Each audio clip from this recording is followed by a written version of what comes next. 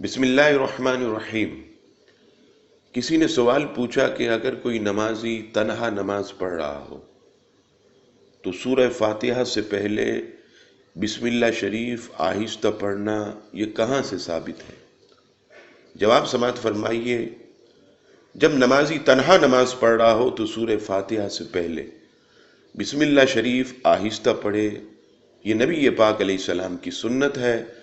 پھر جو ہے الحمدللہ سے قراءت شروع کرے۔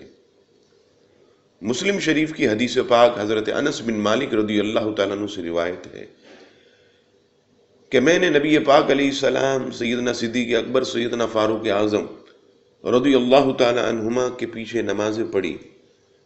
ان میں سے میں نے کسی کو بھی بسم اللہ شریف اونچی آواز سے پڑھتے نہ سنا۔ اسی طرح امام نسائی حدیث نقل کرتے ہیں،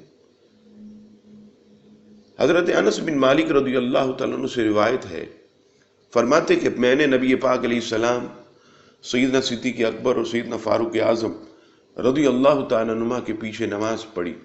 ان حضرات میں سے کسی کو بھی بسم اللہ شریف اونچی آواز سے پڑھتے نہ سنا۔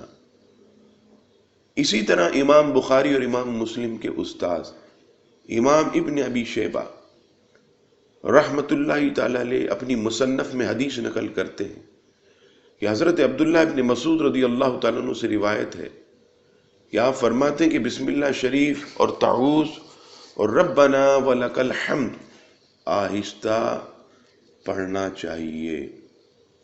ان احادیث سے ثابت ہوا کہ بسم اللہ شریف آہستہ پڑھنی چاہیے۔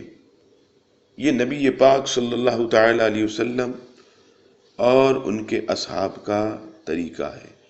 اللہ تعالی ہم سب کو نبی پاک علیہ السلام کی سنت کے مطابق نماز ادا کرنے کی توفیق عطا فرمائے۔